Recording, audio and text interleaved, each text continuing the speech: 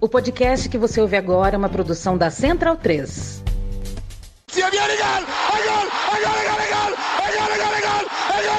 Parte Pino! ¡Qué victoria! ¡Qué victoria! Non lo so che ha segnato, ma chi se lo frega! Tardelli!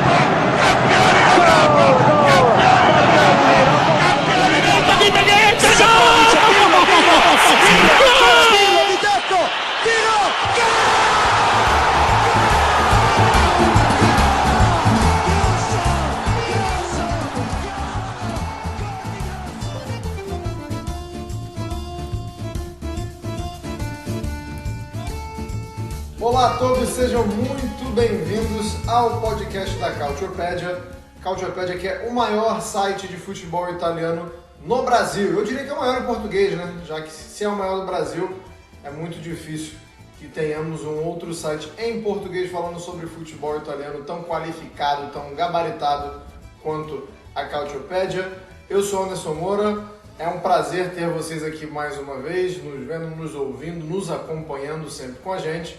A gente chega para o episódio de número 16 para falar muito sobre a seleção italiana, para falar sobre os sorteios, né, como vai ser a vida das equipes italianas em competições europeias e também para falar sobre problemas na Juventus, né? A gente achou que não ia falar de Juventus porque era só seleção e clubes italianos na Europa. Como a Juventus não está em nenhuma competição europeia, a gente pensou assim, um programinha sem a Juventus, né? Mas a Juventus gosta muito de estar sempre nos holofotes, nem sempre para falarmos bem como será hoje, por exemplo. Mas a gente vai falar sobre a Vecchia Signora e os problemas que têm acontecido por lá. É claro que eu não estou sozinho nessa, sempre contando com meus companheiros sinceros e leais. Caio Bittencourt, bom dia, boa tarde, boa noite. A gente não consegue se livrar da Juventus, cara? Olá a todos, normal. Afinal de contas, assim, a Juventus ajuda nos assuntos e também o fato dela não jogar por si só as Copas Europeias já seria um assunto para dizer, né, no meio disso tudo, no meio das disputas de campeonato. Mas isso do Pogba, no fim das contas, a gente vai acabar dizendo, mas dá uma tristeza enorme, porque é um jogador que a gente viu crescer na Série A, a gente viu ser campeão do mundo, a gente viu tudo que é de positivo e negativo na carreira dele por seleção francesa, pela própria Juve, pelo United, e ver tudo isso aí acontecendo e até com essa quase assumindo a culpa é um pouco triste, porque é difícil até ver uma margem para recuperação dele na elite. É verdade. E já vinha de um ano atribulado, né? Já vinha de um ano em que a gente estava criando expectativas e veio, como diria o bom, saudoso Hermes e Renato, depois do balde de água fria, veio o jato de água fria agora. Nelson Oliveira, para não ficar muito para baixo, né? A gente está falando aqui que é dessa tristeza do Nelson. Dá um bom dia, boa tarde, boa noite mais para cima aí, Nelson, por favor. Bom dia, boa tarde, boa noite pra cima, assim. Só se eu for falar do fake Nery, né? Já que a gente entrou no Pogba, a gente vai trazer um pouquinho de cultura memética brasileira, né? Então já dá pra, pelo menos, olhar por um prisma aí, um lado um pouco mais engraçadinho, né? Pro Pogba não, né? Mas enfim, nem pro torcedor da Juventus. Mas... Valeu, e como você disse, cultura popular também, né? Não sei se o pessoal gosta muito, mas fica aí a referência, o fake Nery Pogba. Vamos começar pela Itália, então. A Itália que jogou duas vezes, não sei, né? A Itália entrou em campo duas vezes, né? Podemos falar assim. A Itália disputou duas partidas. Já que você puxou essa questão aí de cultura popular, cultura memética, o pessoal também gosta muito de usar a expressão fulano é o pai de ciclano, né? Caio Bittencourt, chegamos ao ponto em que a Macedônia do Norte é a mãe, né? Porque é feminino. É a mãe da Itália? Chegamos a esse ponto, Caio Bittencourt? Chegamos. E assim, Eu não sei dizer se assim, se é uma coisa só da Macedônia do Norte ou até da maneira com que é a Itália, e vale dizer, as outras também, porque eu acho que é um fenômeno que vem acontecendo com a Alemanha, até deu na demissão do Flick, que acontece em outros continentes, às vezes com o Brasil, às vezes com a Argentina e até às vezes com outras seleções pela Europa, África e por aí vai. Tem um fenômeno que agora é realidade. Seleções menores, seleções supostamente sem o argumento da, entre aspas, camisa, estão crescendo, estão evoluindo, estão adquirindo experiência internacional. O que isso significa ou deveria significar as seleções maiores? Acabou essa era de que você vai entrar em campo e vai achar que do outro lado tem um bando de cegos, que só você joga bola e que eles vão tremer com o simples ato de ouvir o hino do seu país, de ver a tua camisa. Não é mais assim. A Itália já, por razões óbvias, são jogadores que conhecem o campeonato italiano, como é o caso do Elmas, que enfrentam com frequência jogadores da seleção italiana ou até mesmo em competições europeias, como é o caso do Dimitrievski, goleiro, como é o caso do Alioski, como é o caso do Bardi, que já tiveram essas experiências. Eles não vão ter medo de confrontos assim. E o fato de não ter medo de confrontos assim faz que em jogos que você supostamente tente levar ao banho-maria, como foi o caso do jogo com a Macedônia do Norte, em que a Itália teve um falso controle e que achou em diversos momentos, após 1-0 meio estranho ali do Immobile, teria ganho o jogo. Em algum momento o adversário vai te punir. E puniu com o empate, no fim das contas. Só para contextualizar, eu acabei não falando do placar, né? Quando eu joguei a bola para você, e para quem não tá sabendo, para quem não tá ciente, a Itália empatou com a Macedônia do Norte, né? Eu falei que a Itália entrou em campo 2 vezes e venceu a Ucrânia. Vamos dar uma segurada da Ucrânia, vamos continuar falando da Macedônia do Norte, mas só para contextualizar, porque eu acabei não falando. O 2-1 com a Ucrânia até se pode ser justo, mas também foi muito efeito do choque que foi com a Macedônia do Norte. O X da questão é assim, você tomar 3 choques para a Macedônia do Norte num espaço de, sei lá, quase 7 anos de choques, é um tanto quanto complicado, porque veja só, foram as eliminatórias da Copa de 2018, que a Itália empatou até em casa com a Macedônia do Norte, a fatídica eliminação de 2022 e agora essa também. É que assim, chegamos num certo ponto que assim, é até prudente não colocar classificação de ninguém de forma automática. Nem mesmo da Itália, Alemanha, França, acabou esse negócio.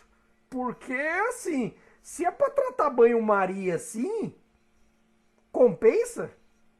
Eu acho que não. Nem mesmo contra San Marino. Ô Nelson, dá pra gente pelo menos tirar essa da conta dos Spalletti, né? Porque chegou agora, e como o Caio já estava falando, é um histórico recente pavoroso contra a Macedônia do Norte. Então eu acho que dá pra gente não atribuir, mas dava pra ter feito alguma coisa diferente? Tem alguma coisa, não num cenário geral, não no big picture, né, como o pessoal fala, mas tem algum ponto ali específico que o Spalletti poderia ter feito algo diferente para conseguir um resultado diferente? Bom, eu acho que tem 2 questões aí, né? Primeiro que o gramado do estádio de Skopje estava impraticável, né? Isso é uma situação que atrapalhou muito a Itália. Obviamente, a Macedônia do Norte também é atrapalhada, mas enfim, é o seu próprio estádio, então sabe jogar mais lá do que a Itália. A Itália deveria ter definido o jogo mais cedo. Teve chances e não finalizou, né? Acho que isso é uma questão importante. A Itália teve problemas de conclusão nos 2 jogos, né? Podia ter matado o jogo contra a Ucrânia também mais cedo, a gente vai falar um pouco sobre esse jogo depois. Contra a Macedônia do Norte também teve chances ali no primeiro tempo e não aproveitou. Acabou tendo o mesmo problema do jogo de Palermo, né, das eliminatórias para a Copa de 22, que foi ficar com muito tempo com a bola e não conseguir marcar, né? No caso do jogo contra a Macedônia pelas eliminatórias da Copa de 22, chegou a chutar mais de 30 vezes e não marcou, né? Então, dessa vez foi ao contrário, não chutou tanto, né? Deveria ter finalizado mais. Tinha jogadores que poderiam finalizar de fora da área com precisão, né? Você tinha o Tonali que estava jogando, você tinha o Barella também, só para ficar em 2, né?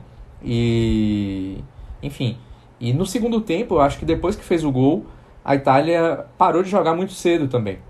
Eu acho que deveria ter tentado manter um pouco mais de posse de bola no campo ofensivo, também ter pressionado um pouco para tentar marcar o segundo gol, e aí deu no que deu, né? Uma falta no fim do jogo, um chute de fora da área, assim como aconteceu em Palermo, e o Donnarumma também não foi perfeito, né? Então, acabou sendo um roteiro bastante similar, né? Para partir para a Ucrânia, mais focando no salvador da pátria, né? Queria que você falasse, Caio, do jogo, mas o foco não exatamente na performance do Fratesi na partida contra a Ucrânia, mas se de alguma forma preocupa que o Fratesi não esteja, pelo menos por enquanto, recebendo tantos minutos na Inter de Milão, e é um cara que, digamos assim, um coadjuvante ou um plano B na Inter, na seleção, seja um cara que salvou uma partida, ou foi algo pontual e você vê o Fratesi ganhando mais minutos ou mais importância na Inter e não é algo preocupante, porque assim, quem olha hoje fala assim, pô, mas o Fratesi até pouco tempo, e essa é uma discussão que se tem muito na Itália, né, da galera que joga em times menores, que não disputam competições europeias, chegam na seleção e em jogos grandes da seleção não aparece. O caso do Fratesi tem aparecido, tem feito boas partidas na Itália, mas a gente não vê ele como um titular incontestável na Inter e não sei se isso é uma discussão que o pessoal tem na Itália, mas é um pouco o inverso, né? O cara que não está jogando tanto, ou pelo menos nesse início, é sempre bom frisar, né? Início de temporada, acabou de chegar e tal, e na Itália está indo bem. Preocupa de alguma forma? E pode falar um pouquinho também da performance dele contra a Ucrânia, cara. Então, é que eu creio que o sucesso do Fratesi nesse primeiro momento, não só dele, como do Locatelli, até mesmo da boa partida que o Barella fez, é uma questão do sistema.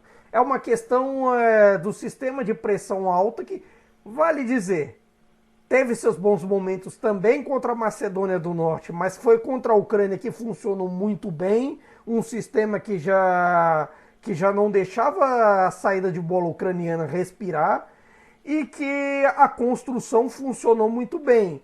E o Fratesi foi aquele meia box-to-box que o Spalletti usou muito com o Anguissa na temporada passada, mas que pode ser uma solução até mesmo pensando no futuro da seleção. E nesse quesito eu acho que a questão do jogar, não jogar, vai ser uma questão ainda maior. Porque eu acho que tem alguns veteranos que podem ganhar espaço nesse time, mesmo não jogando, ou jogando em ligas inócuas. Porque, assim, embora o Locatelli tenha feito um bom jogo, e eu acho que vale dizer como a construção dele influiu muito bem, como fez a troca de passes entre ele e o Fratesi, entre ele e o Barella funcionarem muito bem, eu creio que é uma função que de repente emulá-la com nomes como o Verratti, que agora foi para o mundo árabe, e com nomes como o Jorginho, que basicamente cresceu na carreira, virou tudo isso por conta de um sistema de 4-3-3 similar ao do Spalletti, embora não igual, vale dizer, no meio dessa coisa toda, eu creio que eles podem jogar, e aí, jogando eles, volta aquela pergunta do começo sobre o quanto o jogar ou não no clube influi. Eu acho que pode influir por um lado, mas ao mesmo tempo, em termos de sistema, pode ser atenuado, pode ser uma questão minimizada. Mas isso vai também do encaixe do próprio Spalletti. Muito curioso, você citou o Verratti indo lá pro Catar, né? Estou curioso para saber se a importância dele na seleção será a mesma depois desse movimento aí. E Nelson, falando ainda sobre o jogo na Ucrânia, mas também falando de uma forma geral, a gente vê muitos pontos de interrogação nesse sistema 4-3-3 da Itália. A gente não tem nenhuma garantia de quem são os pontas, né? A gente vê um Spalletti começando as 2 partidas com o Zaccagni, a gente vê a volta do Zaniolo, mas tem Orsolini, tem Berardi, tem o Gnonto, tem muita gente e nenhuma garantia, né? Eu queria que você falasse sobre isso, se você vê alguém partindo na frente ou se o Spalletti vai priorizar o momento dos jogadores, porque tem técnico que tem os jogadores de confiança, né, que acredito que vai deixar ele ali sempre, independentemente dos momentos, ou se o Spalletti vai observar como esses jogadores vão estar em seus clubes e a partir de então vai decidir quem ocupa as pontas da seleção italiana, porque o lado bom disso é que de fato tem bastante opção, né? Talvez nenhuma assim na primeira prateleira do cenário do mercado europeu, do cenário europeu, mas muitas boas opções, né? Acho que da primeira prateleira tem o Chiesa, né? Que não foi convocado porque estava machucado. Então eu acho que ele é o titular do lado esquerdo. Eu acho que o Zaccagni vai ser uma opção a ele, né? Eu acho que esse é o primeiro ponto, assim. Na direita eu já vejo um pouco mais de competição, porque o Politano trabalhou com o Spalletti, então isso é uma vantagem para ele. O Zaniolo, por sua vez, entrou bem nos 2 jogos, então... E tem mais talento, né, do que o Politano. O problema do Zaniolo é ele ter frequência, né, tanto em termos de cabeça quanto em termos técnicos, né? Então agora ele está chegando... ele está chegando agora na Premier League, né? Vamos ver como ele vai sair no Aston Villa. Acho que isso vai influenciar um pouco na utilização dele também. E tem o Berardi, que eu acho que dentre esses jogadores ele é o mais regular de todos. E na minha visão ele seria o titular. Porém, ele não foi convocado agora porque, enfim, ele nem tinha estreado, né, na temporada ainda quando saiu a convocação, né? Estava afastado para resolver questões de mercado, né? Potencial saída. Isso, jogou só a terceira partida, né? Na terceira rodada que o Spalletti já tinha feito a convocação. Então, exatamente. E dois gols, sim. E é isso, ele também, além disso, ele é mais prolífico do que o Zaniolo e mais prolífico do que o Politano também. Então acho que ele parte na frente por isso, ele é mais experiente. Dentre esses é um campeão da Euro também, apesar de na seleção não ter rendido o tanto quanto ele rende no Sassuolo, mas eu enxergo que ele também, por questões de técnica e experiência, ele partiria na frente ali um pouco colado com o Politano. Mas a Itália tem muitas opções para essas funções, né? Assim como o meio-campo. Acho que são os setores que a Itália tem mais opções são as pontas, o meio-campo e a lateral esquerda, né? A Itália está muito bem servida, né, nesses setores, mas falta um 9 consolidado, né? Eu acho que isso, obviamente, a gente tem o Immobile, que é um cara consolidado, mas na seleção ele nunca conseguiu render o tanto que ele rendeu na Lazio, por exemplo. E o Belotti é um cara que, apesar de ter começado a temporada bem, né, ao contrário da última temporada que foi péssima, é um cara que tem oscilado muito nos últimos anos.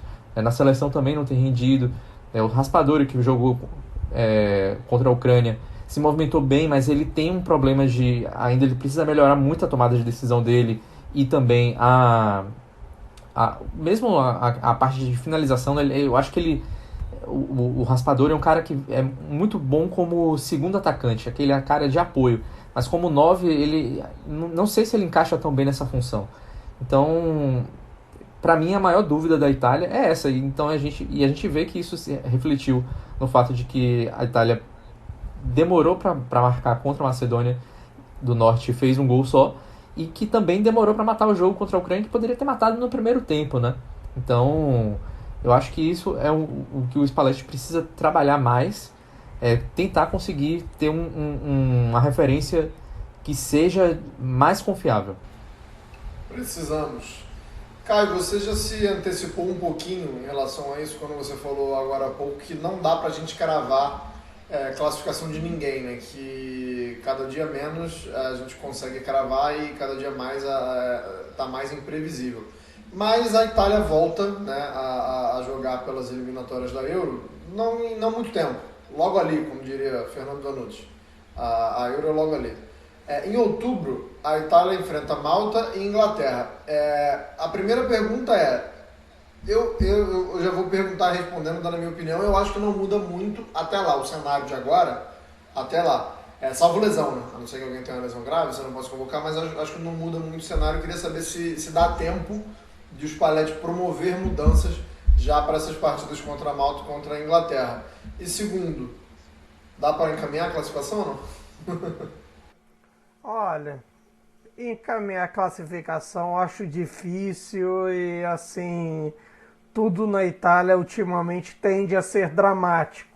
Muito por conta dessa formação do time, que assim, que não, a situação não dá nem espaço para você formar o time em paz, garantindo classificação, isso não existe mais, acabou esse tempo. E além disso, você tem uma questão da necessidade do resultado. E assim, a não ser com Malta, contra a Inglaterra não dá para fazer isso. Contra a Inglaterra, de repente, uma atuação tão irregular como a do Ionto contra a Ucrânia é punida. Uma atuação com tantos problemas de finalizações como tem sido as do Raspadori em clube e seleção, pode ser punida, no fim das contas. A do Raspadori, você tem aquele mistério, porque assim, ele teve leituras boas de espaços, criação de espaços, mas quando ele tá com a bola no pé e precisa de uma conclusão, fica complicadíssimo, porque ele não tem conseguido fazer gols, ele não tem conseguido chutar no alvo, e assim, isso até tá me deixando com a pulga atrás da orelha em relação ao Raspadori. Com relação ao Ionto, sinceramente, eu acho que ele vai perder espaço. Eu acho que ele tem contribuído pouco, o estilo físico dele não tem ajudado assim nas disputas físicas pelo lado dele, o estilo dele de poucos dribles e a objetividade tem sido baixíssima. O Ionto recebeu uma cara a cara quando tinha oportunidade de matar o jogo, fazer 3-1 ali no segundo tempo, que ele simplesmente para a jogada de frente pro gol ucraniano e resolve tentar driblar de novo. O Ionto tem sido um caso complicado. E driblar para trás, né? Driblar para trás, ainda teve essa. Eu fiquei meio na dúvida se tinha sido para trás ou para o lado, ele vai para trás. Quer dizer... E ele também agora vai jogar na segunda divisão, né? Ele não conseguiu sair do Leeds, então acho que isso influencia bastante também. Ele não é um Verratti que vai jogar no Catar e talvez ainda tenha chance. Eu acredito que o Verratti não vai ter tanta chance, porque o meio-campo da Itália é muito bem servido, né? Então acho que o Gnonto pode perder mesmo espaço. Sim, o Verratti ainda tem o argumento de que a concorrência é forte. O Gnonto, assim, tá todo mundo esperando por ele. Mas, assim, será que a carruagem vira abóbora com esse tempo em Leeds? Porque, assim, arrumar um jogador de seleção na doideira que é a Championship, é muito complicado. E questão do Verratti, eu acho que ele tem uma muleta nas próximas convocações, que é a questão da liderança, né? Acho que isso vai ser muito utilizado, vai ser muito falado, que é um jogador importante, que é um líder, tem a experiência, mas eu acho que a médio prazo eu concordo com vocês que especialmente se o Tonali mantiver a toada desse começo de temporada, né? Essa chegada dele no Newcastle é muito boa, acho que o Verratti vai ser um nome que vai ser pouco falado por aqui. A gente para então de falar da seleção italiana, mas vamos para os grupos dos italianos nas competições europeias, começando pelo filé mignon, né? Começando pela Liga dos Campeões. O Napoli está num grupo interessantíssimo, né? Para quem não é napolitano, acho que isso é uma boa palavra. Para quem é napolitano, talvez seja uma palavra mais cautelosa. Mas, Caio, grupo com Real Madrid, Braga e Union Berlim. Tá tranquilo? Nunca tá tranquilo? Como é que tá o coraçãozinho napolitano depois desse sorteio? Nunca está tranquilo. Primeiro que assim, o simples fato de ter um grupo com o Real Madrid, mesmo que não seja, sei lá, o level máximo do pacto, o seu level, sei lá, 50 do pacto, que se faz no mata-mata, ele é o Real Madrid. Ele é problemático, né, de enfrentar, mesmo desfalcado, mesmo que eventualmente o Real Madrid entre com o time do Castilha, é o Real Madrid numa Champions League. Teoricamente, o favoritismo é franco entre Napoli e Real Madrid, porque mesmo o Union Berlim, que tem jogado bem, que tem feito bom desempenho nas últimas temporadas na Bundesliga, que tem feito um trabalho interessante, e teremos até Bonucci nele, né, nos confrontos, Union Berlim você tem o fator estreante, que é bem legal, por sinal. É o símbolo de um trabalho que vem dando certo, é um trabalho interessante de futebol e de gestão, e no fim das contas é o primeiro time da Alemanha Oriental que jogou o campeonato da Alemanha Oriental a jogar na Champions League, com a Alemanha unificada, uma vez que o RB Leipzig é fundado em 2009, embora Leipzig seja da Alemanha Oriental. E o Braga também é um time interessante, mas mesmo assim o favoritismo é de Napoli e Real Madrid. O X da questão é como o Napoli vai se fazer valer dessa questão do favoritismo para classificar, para liderar o grupo, é outra história. Muito por conta dessas oscilações de desempenho, por conta das irregularidades que já vem sendo mostradas no campeonato.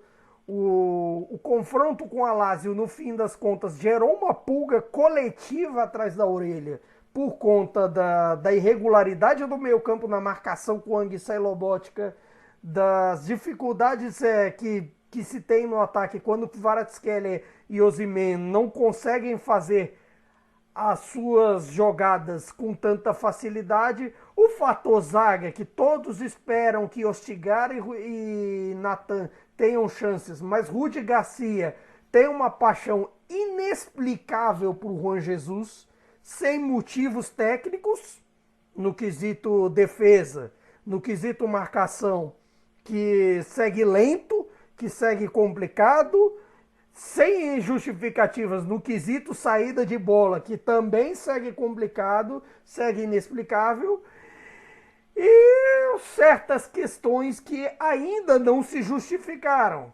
A questão Meire, que deixa todo mundo com a pulga atrás da orelha no gol, e a questão lateral esquerda, que assim, que se o Mário Rui é complicado defendendo, o Oliveira até agora não se mostrou assim, nesses primeiros jogos, útil o suficiente atacando. Então, assim, será que valia uma alternância como a que o Spalletti fazia? Não sei. Talvez alguns dogmas do Rudi Garcia devem ser mudados para que ele não não dê a corda para ele mesmo se enforcar, como deu nos primeiros jogos. Interessante que o Napoli, interessante para o Napoli, né?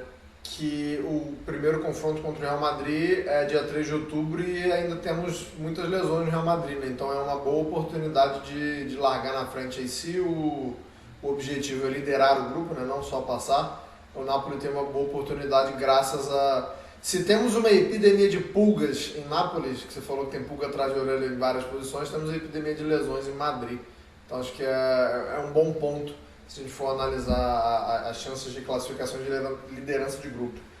Nelson, grupo D, a Inter de Milão terá a companhia de Benfica, o Red Bull Salzburg e a Real Sociedad.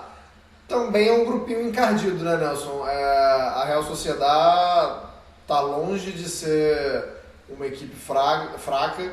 O Red Bull Salzburg mesmo quem não acompanha o campeonato austríaco, que é a grande maioria das pessoas, sabe como é o projeto da Red Bull e vê histórico recente de desenvolvimento e de jogadores muito bons. É um pouco mais difícil a vida da Inter do que a do Napoli, na minha opinião. Queria saber a sua. Eu acho que são times que têm boas qualidades e que é um grupo que, para a Inter, seria aquele grupo difícil bom, aquele grupo difícil de quem quer... que tem que manter a atenção, mas jogando no máximo a Inter é favorita para passar em primeiro. Mas se descuidar, pode ter uma surpresa desagradável. A gente já viu na última temporada, né? A Real Sociedad deu trabalho para Roma, o Salzburg deu trabalho para Roma e para o Milan. Então a gente...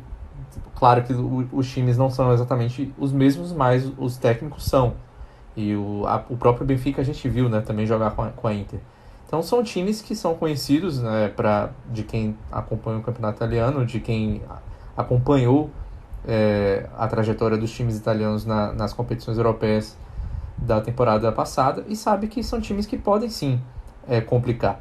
Me lembra um pouco o grupo que a Inter teve com o Real Madrid, o Shakhtar Donetsk e o Borussia Mönchengladbach. É um grupo que era complicado e que a Inter não conseguiu passar naquela ocasião. Ficou em último e depois foi campeão italiano por ter ficado em último. Mas enfim, a gente era o Antônio Conte, né, na época, e o Conte e Champions League não fazem um bom casal. O Inzaghi já tem uma tendência melhor em torneios de mata-mata, né? Apesar de, enfim, não ser o mata-mata propriamente dito na fase de grupos, né?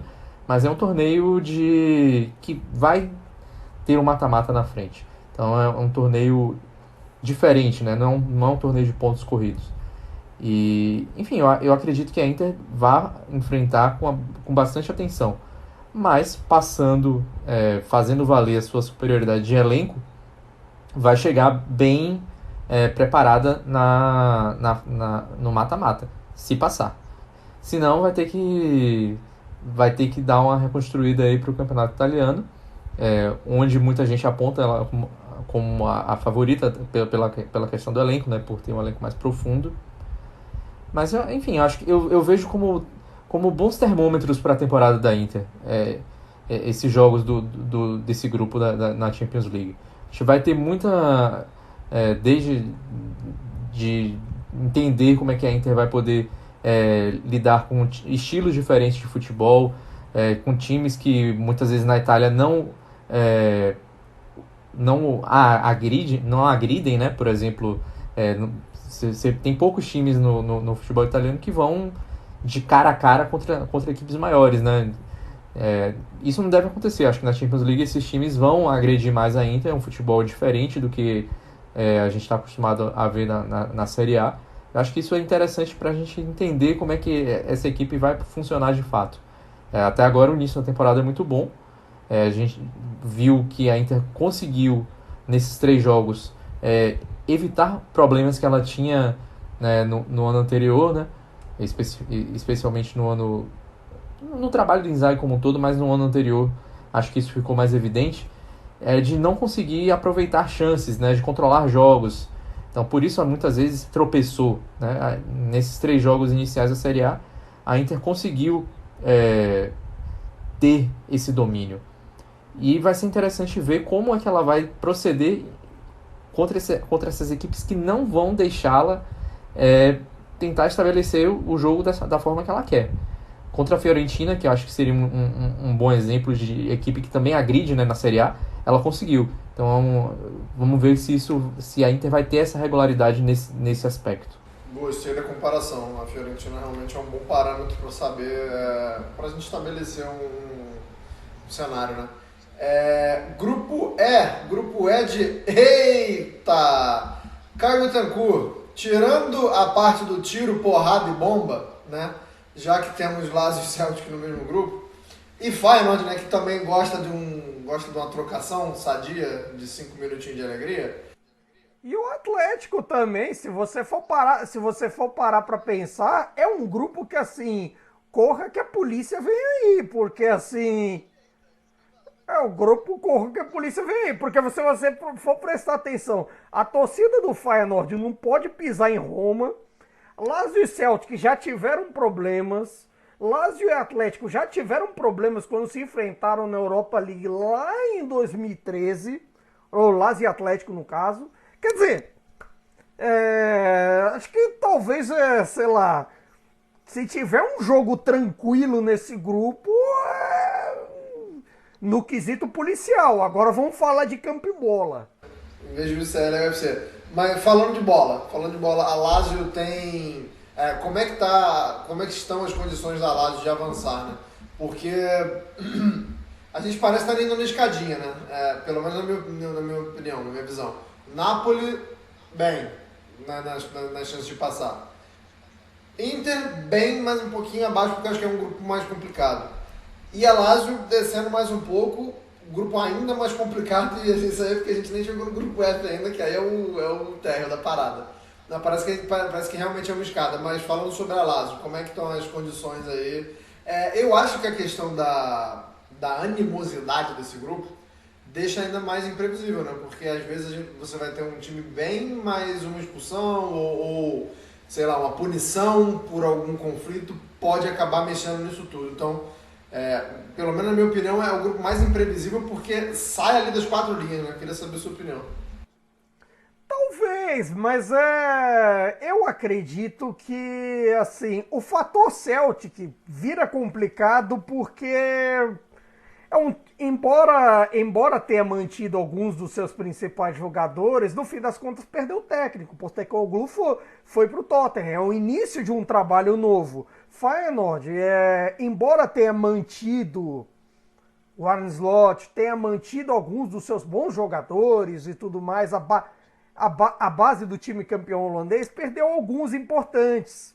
E mesmo o Atlético, que pinta como favorito, na temporada passada acabou de rodar na fase de grupos. Então, assim, tem uma imprevisibilidade, mas eu acho que essa imprevisibilidade, por outro lado, pode ser boa para uma Lazio que, assim, um elenco que teoricamente é menos acostumado à Champions League do que os outros 3 envolvidos, teoricamente. Não, talvez o Feyenoord nem tanto. O Feyenoord talvez esteja no mesmo pelotão que a Lazio, mas assim, já tem um time assim em crescimento, com peças que, se você for parar para pensar assim, pegando ali o time que entrou em campo contra o Napoli, por exemplo, se você for ver, você tem 5, 6 titulares que já tem uma experiência melhorzinha de Champions League, alguns com a própria Lazio. Eu acho que assim, do time titular ali que entrou em campo, só falta o Casale, que é novo, o Provedel e o Zaccagni, que não tem a experiência de Champions League. Que o Kamada tem com outros, mas tem. Felipe Anderson não tem com a Lazio, mas tem com o Porto, daquela fugaz passagem pelo Porto. O Immobile teve pela Lazio, Luiz Alberto. O fato da última participação não ter sido há muito tempo, por incrível que pareça, faz algo positivo para essa Lazio crescer na temporada e sonhar com uma vaga no mata-mata, que é o ideal. Estar no mata-mata como esteve em 2021, que deu o azar de pegar o Bayern no fim das contas, pode ser útil para Lazio sonhar, pode ser útil para pensar numa temporada melhor para Lazio.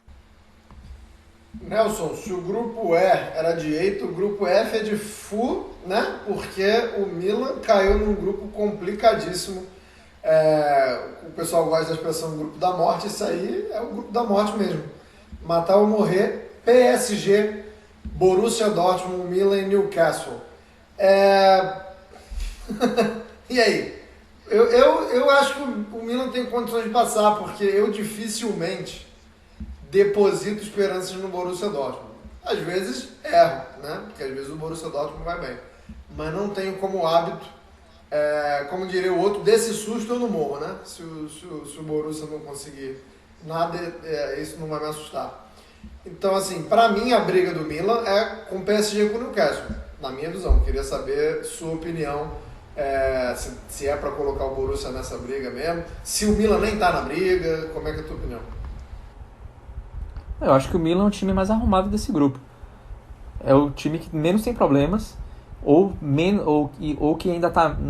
Enfim, apesar de ter contratado muita gente, ainda ficou muita gente, né, no time titular do Milan. Ainda sobrou muita gente que já estava lá, né? Nas disputas da Champions League anteriores também, né, do campeonato italiano que venceu. Então eu vejo o time do Milan como mais arrumado. O Borussia Dortmund eu vejo que tem um elenco... boa parte dos seus melhores nomes, né, os nomes mais conhecidos são caras mais experientes, meio na descendente já, né? Então tem outras peças também que ainda precisam provar, e é um time que oscila muito, né? Então eu vejo o Borussia Dortmund como quarta força aí desse grupo, o Newcastle ali como emergente, e o Paris Saint-Germain, a questão é muito mais fora de campo, né? Qual vai ser a próxima surpresa que o Paris Saint-Germain vai aprontar fora de campo que vai atrapalhar o rendimento? Qual vai ser a próxima briga que o Luiz Henrique vai arranjar com alguém? O Mbappé vai falar o quê para poder dar problema com terceira pessoa? Vai demitir quem, né? O Mbappé vai demitir quem? Exatamente. E o Milan não tem isso. O Milan é um grupo fechado. Por exemplo, até apareceu alguns dias atrás, né, a questão do Pioli ter sacado o Loftus-Cheek, e aí o Theo e o Rafael Leão terem reclamado e tal, mas aí ele falou, não, o cara recebeu o cartão amarelo. Muita gente interpretou isso como o Pioli não tem controle do elenco, os caras estão mandando nele. Mas na verdade pode ser visto de outro ângulo, né? Tipo, o cara tem uma conversa ali com o grupo a ponto de poder discutir ali algumas opções dentro de campo mesmo, e beleza, tipo, meio que uma gestão compartilhada e tudo mais. Enfim, eu vejo o grupo com o Pioli, eu não vejo o grupo rachado nem nada do tipo. Eu acho que é uma questão muito mais de ter uma abertura, né, por exemplo. Então eu acho que isso faz muito bem pro Milan, na verdade. E eu acho que tá ali no grupo com uma... Enfim, ainda tem esse negócio de camisa, né? Eu não acredito muito nessa história de camisa, mas, querendo ou não, o Milan tem muito mais...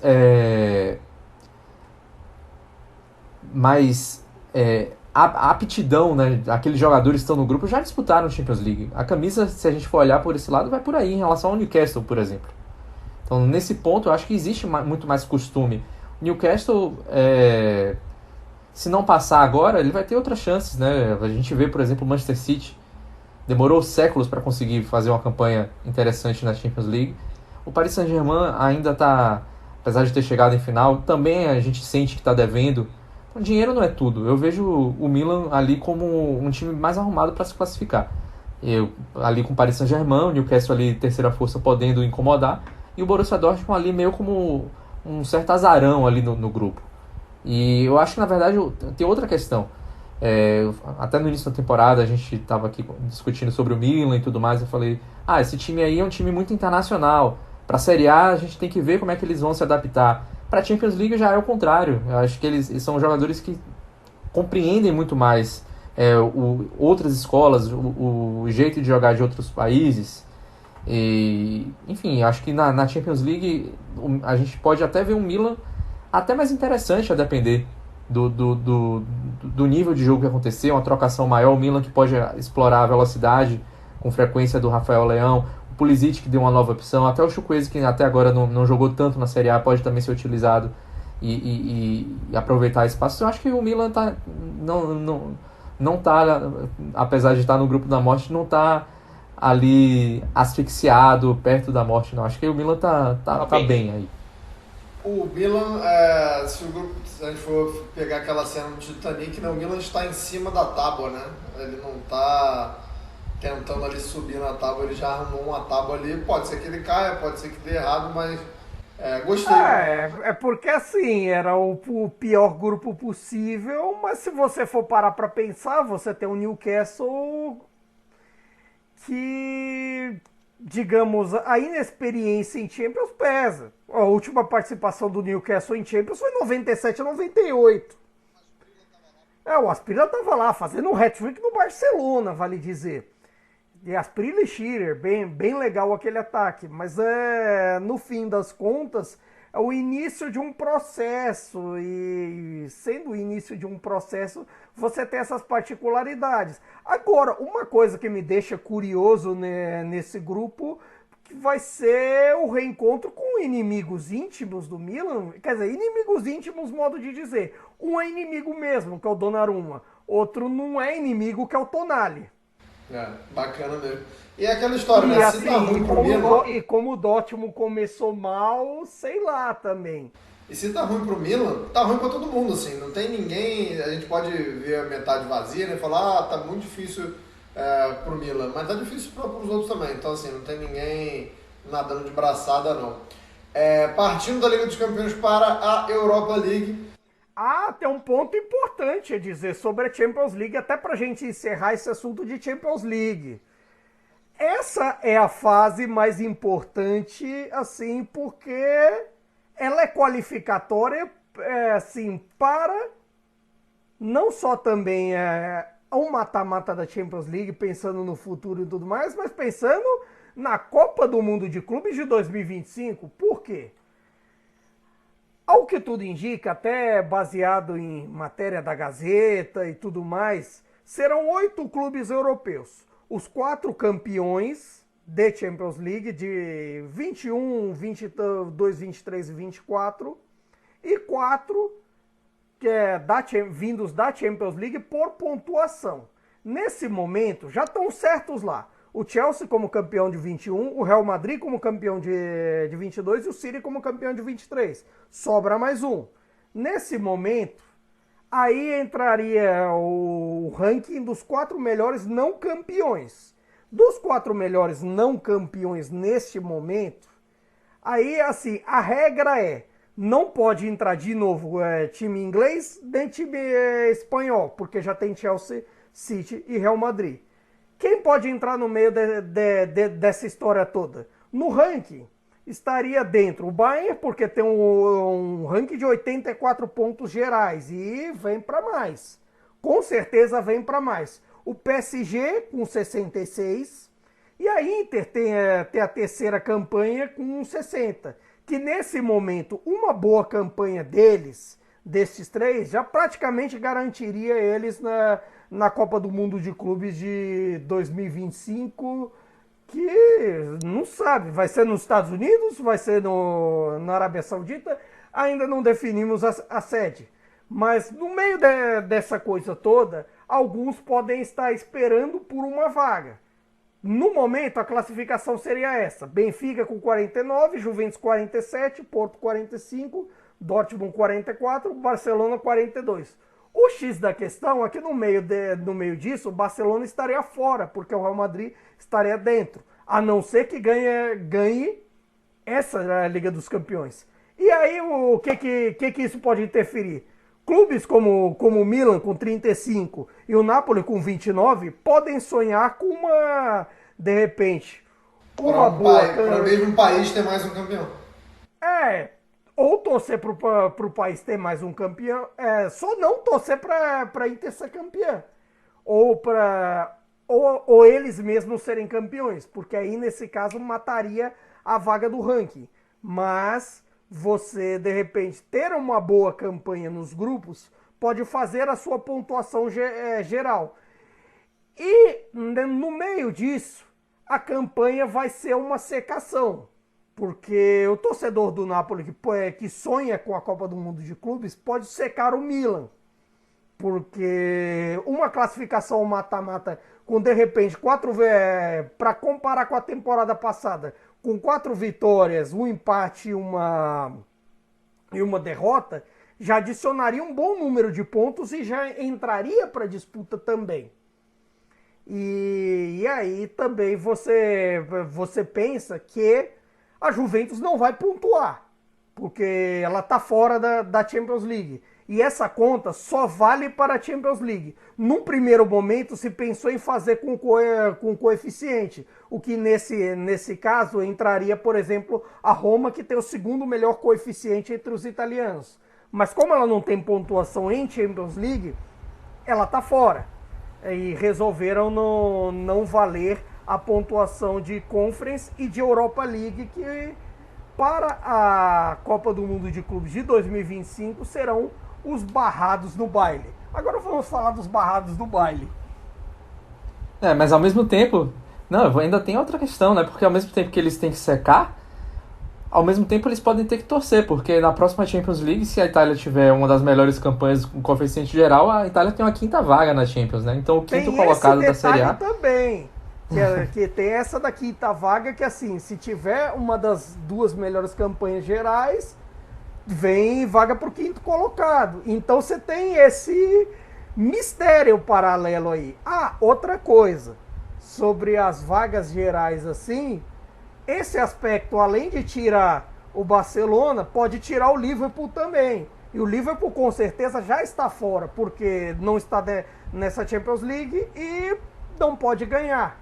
E como o Chelsea City já estão, mesmo o Liverpool com uma pontuação parecida com a do Bayern, ele já está fora do próximo Mundial. E isso faz uma diferença enorme nesse quesito. Muito obrigado, eu ia deixar passar isso aí batido, isso é importantíssimo. E sobre a disputa, né, para saber onde é que vai ser o campeonato de clubes, mais uma vez Estados Unidos contra a Arábia, né? Agora a gente está nesse negócio aí de Messi contra Cristiano Ronaldo, agora também haverá uma disputa para ver quem vai sediar. Só não brigam na política porque um vende arma para um, outro vende óleo para o outro, né? Aí ali tá tudo em casa, mas esportivamente teremos aí mais uma disputa entre os dois. Olha lá, hein? De repente, se a Arábia Saudita começa a apoiar a Rússia e a China, pronto. Tudo pode mudar, tudo pode mudar. E você falou do coeficiente da Roma, né, que é um baita do coeficiente. Na Europa League, duas equipes italianas e os 2 no pote 1.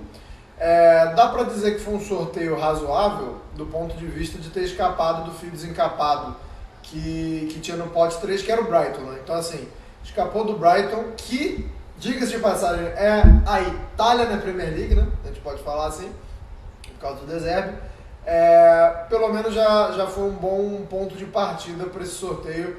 Nelson, queria que você falasse da situação da Atalanta. A Atalanta no grupo D de dado, com o Sporting de Portugal, o Sturm Graz da Áustria e o Rakov Częstochowa da Polônia.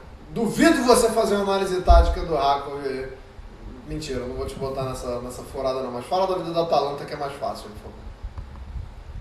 Não, você falou do Brighton, né? O Brighton que pegou o grupo da morte, né? Eu falei do grupo da morte do Milan e o Brighton... Da morte porque ele tá lá. Exatamente, né?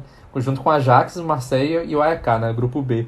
Mas no caso da Atalanta, obviamente, né? A gente tem o Rakov, que foi o campeão polonês, né? Fez até uma fase preliminar de Champions League até interessante, né? Quase se classificou para a Champions League.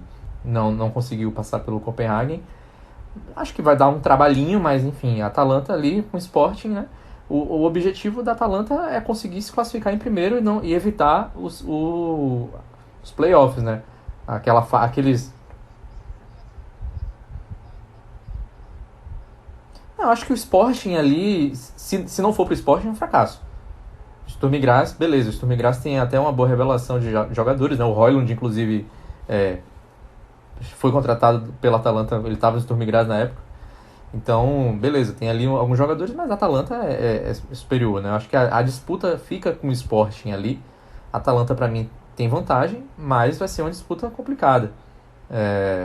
Você, Anderson, conhecedor do Sporting, né? mais do que eu, com certeza. E, enfim, mas eu acho que o Sporting vai dar trabalho.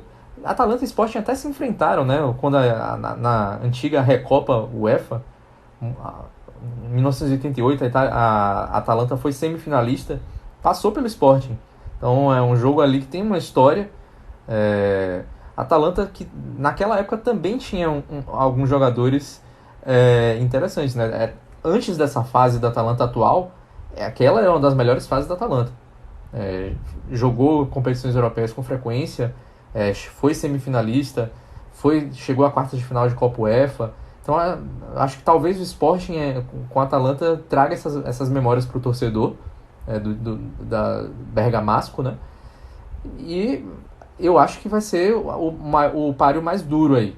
O Sporting fez uma contratação muito boa, né? O Gyökeres, né? O sueco que jogou no Coventry, é um atacante bastante interessante. O Sporting na última temporada deu bastante trabalho para a Juventus, né? Acho que isso é uma coisa que a gente tem que recordar. O Morita fez uma eliminatória muito interessante contra a Juventus. E, enfim, vamos ver. Eu acho que vai ser uma disputa interessante ali no meio campo até, já que a gente falou do Morita, né? O Hillman também, né? Vamos lembrar dele, né? Que saiu do Lecce, também foi contratado pelo Sporting. Eu acho que vai dar jogo aí. Mas a Atalanta eu vejo com leve favoritismo, não vejo tão à frente. Para classificar, sim. Na primeira ou na segunda vaga. Eu acho que o que pode definir, na verdade, é os jogos contra os outros clubes, né? A gente vai ver como é que o Hackle vai chegar. Acho que até a terceira força do grupo, acho que até à frente do Sturm Graz. Vamos acompanhar. Quais vão ser as surpresas que essas viagens, né, para Polônia, principalmente, vão reservar. É isso. E você estava falando do Sporting, tem muito se brinca, né, em Portugal que o torcedor do Sporting ele comemora quando um jogador é vendido, consegue um sucesso, mas não no Sporting, né, em outras equipes, mas isso mostra que é uma equipe que está sempre fornecendo, sempre trabalhando, né, a base e sempre desenvolvendo. Eu gosto do Rubem Amorim, acho que é um desafio legal mesmo para a Atalanta, o Sporting. Caio Bittencourt, já a Roma está no grupo G com o Slavia Praga, o Sheriff da Moldávia e o Servette da Suíça. Pelo amor de Deus, a gente não falou até agora, falou assim, tranquilo, passa, crava, pode carimbar. A gente não falou até agora. Podemos falar com a Roma, Caio? Olha, depende muito de como a Roma e Mourinho levarem esse grupo. Claro, no meio dessas coisas, de repente, até por conta do overbooking de atacantes, toda essa questão da adaptação do Lukaku, de todos esses nomes do ataque romanista, de repente até a Europa League pode ser uma coisa para você adaptar melhor o time, para você fazer novos encaixes, tentar fazer uma defesa um pouco mais segura. De repente, assim, a questão goleiro, será que ele dá mais minutos ao Svilar? Não sei. Mas eu acho que, assim, cumprindo a lógica, embora a Roma goste de desafiar a lógica, e eu estaria entrando em contradição com o que eu mesmo disse, né, minutos atrás neste podcast, eu acho que é um grupo que tende ao favoritismo e que tende a Roma ser a favorita para o primeiro lugar, e pensando também na importância de já garantir as oitavas de final já de forma antecipada. E eu acho que se pode fazer isso até dosando os jogadores. Se pode fazer isso até dosando os jogadores, mesmo sendo equipes periféricas. No caso do Sheriff, que até fez uma graça recentemente na Champions League, mas mudou bastante. Você tem o Servette, você tem o Slavia, mas não chega a ser talvez alguém com uma experiência de quem bateu perto, como o Hackle, ou o caso do Sturm, que está sempre vindo, ou do Sporting, como no caso da Atalanta. E nem pegou um grupo como o do Brighton. E olha que o grupo do Brighton, eu acho que é capaz do próprio Brighton passar em primeiro, porque Ajax e Marseille, olha, estão rateando que é uma beleza. Mas vamos de Fiorentina, que eu acho que aí sim dá para dizer que é um grupo que eles passam em primeiro. Se bem que temporada passada a gente achava isso a Fiorentina e quebrou a cara. Não só isso. A Fiorentina passou um sufocaço, né? Agora, já nesse comecinho de temporada, se não é Nico Gonzalez resolvendo, a Fiorentina não estava nem aí na fase de grupos. Mas os dois podem falar um pouquinho da Fiorentina, mas pode começar até por você mesmo, Caio. E aí depois passa para o Nelson para falar sobre esse grupo com o Ferencváros da Hungria, o Genk e o Kukarik. O Kukarik já, pelo visto, já é um projeto assim que vem crescendo na Liga Sérvia. É difícil competir com Estrela Vermelha e com Partizan, mas esses projetos novos que a Conference League premia são até interessantes. Eu acho que, assim, embora a Fiorentina seja a franca favorita, você tem a competição com o Genk, que já tem uma experiência em competições continentais, que forma bons jogadores e que também é um viveiro de talentos, pode ser até algo complicado. O problema é que a Fiorentina, às vezes, ela desafia a nossa lógica. Ela desafia, e isso vale até para os confrontos com o Kukarik, com o Ferencváros, que também já vem tendo uma experiência, e com o Genk. Ela desafia a nossa lógica, e foi assim contra o Rapid Viena também. Claro, você tem muitas adaptações de reforços vindo aí. Você tem um time novo para jogar, no fim das contas. E até a gente viu no confronto com a Inter que o negócio foi feio. Até para organizar a defesa ali, um parceiro novo para o Milenkovic, você tem a questão Arturo e Mandrágora, que defensivamente foi uma água, o fator goleiro, que não é de confiança ainda, que o Christensen ainda não adquiriu uma confiança que o Tarratiano nunca deu, e a questão atacante também. Quem vai ser o centroavante?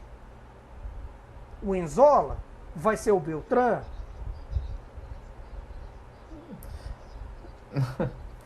Eu acho que o italiano vai dar uma boa variada aí. Eu acho que vai dar uma revezada entre o Jovic e o Beltrán. E eu não vejo essa vida fácil toda pra Fiorentina não, viu? No grupo, apesar de ela de fato desafiar a lógica, eu acho que a Fiorentina pode ter bastante trabalho. Esse grupo aí é um grupo de Conference, mas tem um grupo com cheirinho de Europa League. O Ferencváros é o pote 1, né? Então já tem acostumado, já tem tido alguns bons resultados jogando Champions League. Ferencváros treinado pelo Stankovic, vale lembrar. Stankovic assumiu o comando do Ferencváros agora para essa temporada. Então é um cara que também já conhece a Fiorentina, sabe, porque, enfim, não só conhece a Fiorentina porque jogou séculos na Itália pela Lazio e pela Inter, mas também porque treinou a Sampdoria na última temporada, e a Fiorentina já tinha o trabalho do italiano. Então ele tem essa experiência recente de enfrentar a Fiorentina também. Então, apesar de o Ferencváros ser o pote 1, eu não o vejo como o principal adversário do grupo. Para mim é o Genk, que inclusive tem o Zekiri, que também conhece a Fiorentina, fez gol na Fiorentina na última temporada pelo Basel, na semifinal da Conference League, que é o novo camisa 9 lá do Genk, né? Então eu acho que a Fiorentina tem potencial de se complicar nesse grupo. Na última temporada ela se complicou no grupo com o RFS da Letônia, empatou com esse time, inclusive. O Istanbul Basaksehir também fazia parte do grupo, e o terceiro time agora me fugiu a memória. Mas a Fiorentina se enrolou nesse grupo, teve que jogar o playoff para poder ir às oitavas da Conference League. E eu não duvido que a Fiorentina novamente fique na segunda posição. Não acho tão improvável que isso aconteça. Nunca podemos subestimar a capacidade da Fiorentina de surpreender negativamente. E você falou do Stankovic, o Kukarik, que tem como figura famosa na história do clube o Kolarov, né? O Kolarov jogou na Lazio, na Roma, na Inter. Quer dizer, jogou na Inter é uma forma forte, né? Mas passou pela Inter. Essa vai ser a vida dos clubes italianos nas competições europeias. Agora, no finalzinho, para não falar que não falamos das flores, Juventus, porque a gente antecipou no começo do programa que já começa a temporada, na verdade termina a temporada passada com problemas, começa essa temporada com problemas, embora tenha feito, o jogo contra o Udinese, por exemplo, foi muito bom, né? O jogo de abertura do campeonato, digamos assim, foi muito bom, mas já vemos problemas de novo. Pogba, Bonucci saiu atirando. Caio, quer falar do Pogba ou do Bonucci? Olha, do caso Bonucci, a gente... Digamos que o Pogba eu já falei, então como eu vou citar o caso Bonucci, porque no fim das contas é o contrário da Juve, que sempre lavou sua roupa suja em casa. A lavagem de roupa suja tem sido feita em público e é uma pena para alguém que outrora foi um ídolo, hoje não é mais. Ele escolhe assim encerrar sua segunda passagem de forma melancólica, de uma Juventus que talvez ninguém nunca quis muito bem esse retorno. Foi uma coisa bancada inicialmente pelo Allegri, agora ironicamente o Allegri é quem bota a vassoura na porta para ele ir embora. E de novo, né? Segundo o Bonucci. De novo, porque né? Teve a primeira vez também que ainda não ficou muito bem explicado o que aconteceu naquele famoso vestiário de Cardiff.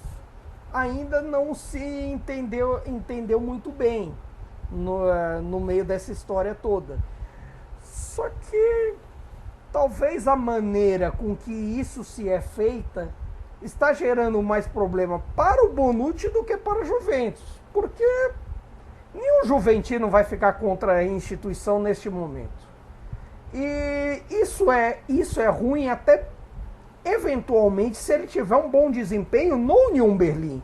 Nessa altura do campeonato, eu acho importante para ele reavaliar o desempenho dele nas últimas temporadas, que não foi bom, a queda de desempenho que vem desde o título da Euro com a Itália, e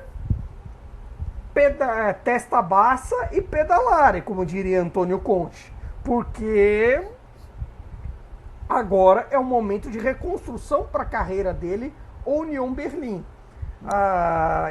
E brigar com a justiça, ele tem os direitos dele, ele acredita que isso pode ser um caminho para resolver questões contratuais, questões financeiras e por aí vai. É um trabalhador, no fim das contas, e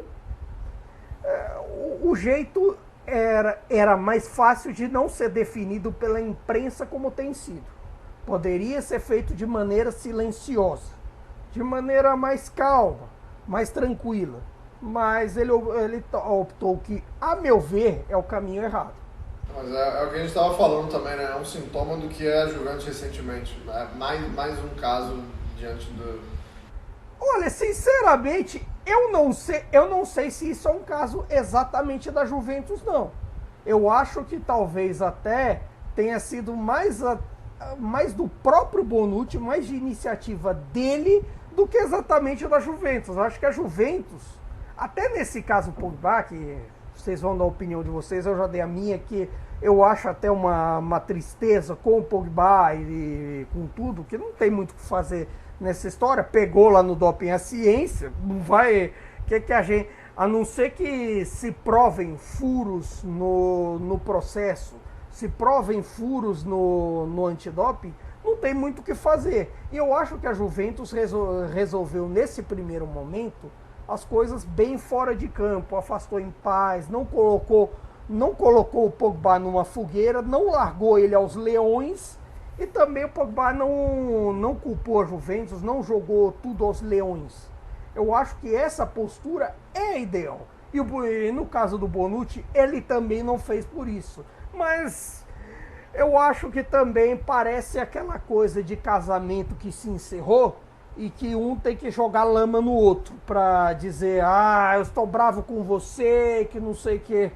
Só que alguém vai ficar do lado do Bonucci agora? Nem os rivais, nem a imprensa, muito menos o Juventino e a Juventus. Sua opinião desse caso de família aí, não? Eu acho que isso reflete muito como o clube está acéfalo, né? Existem problemas aí que têm se acumulado. Acho que a questão do Bonucci, ele já não tinha uma relação boa com o Allegri. Então ele alega, por exemplo, que a Juventus alega que ele tinha sido informado antes que ele deveria ter saído. Mas ele dá uma entrevista ano passado, dizendo, no meio da temporada já, olha, eu vou me aposentar daqui a X meses. E nada aconteceu ali. A Juventus continuou, ele manteve a faixa de capitão. E, enfim, as coisas continuaram a acontecer por ali. E nada foi rescindido. O contrato não foi. E isso vem à tona no início da pré-temporada. Então, isso é estranho. Outra coisa que eu vejo é que o Allegri não tem uma boa gestão de vestiário como ele teve anteriormente. Na própria Juventus. Então você vê o Chiesa indo a público, não foi agora, foi até depois do jogo contra o Udinese. Olha só, a gente tem que jogar desse jeito aqui, não é de outro jeito. Pô, peraí. Ele não precisa falar isso publicamente. Então eu acho que aí eu volto àquela questão que eu dei o exemplo do Pioli. Não parece ser a mesma coisa de um jogador dar um pitaco no jeito de jogar do time. Não parece ser a mesma coisa que você se questionar no meio do jogo pela escalação e o técnico te responder e ficar tudo em paz. Não me parece. Porque o Chiesa ele já vinha reclamando há muito tempo de que ele não vinha sendo utilizado direito pelo Allegri. Então, Allegri é um ponto. Que ele tá lá, a Juventus não gostaria de ter mantido, mas a Juventus está sem dinheiro e rescindir contrato com o Allegri e ter um outro técnico, ou manter o Allegri sendo pago e ter outro técnico, está fora de cogitação. Então, você vê que tem problemas aí na própria Juventus que vem desde antes. O caso do Pogba talvez tenha a ver com isso também. Primeiro, será que era para ter trazido de volta? Segundo, o cara foi afastado agora por doping, tem gente falando, tudo bem, com o doping, então, ele vai voltar antes do que voltaria se ele tivesse lesionado. Então, porque virou piada a gestão de elenco da Juventus. E é um clube que sempre foi conhecido por ser organizado, por ter muito, não vou dizer castas, mas enfim, muito bem estratificado. Quem faz o quê, quem manda em quem. Enfim, um clube bem gerido no frigir dos ovos. Agora você vê até notícias de que os Agnelli poderiam vender a Juventus. Eu não acredito que isso vai acontecer, porque a Juventus é uma expressão de poder cultural da família Agnelli dentro da Itália. Não acho que isso vai acontecer.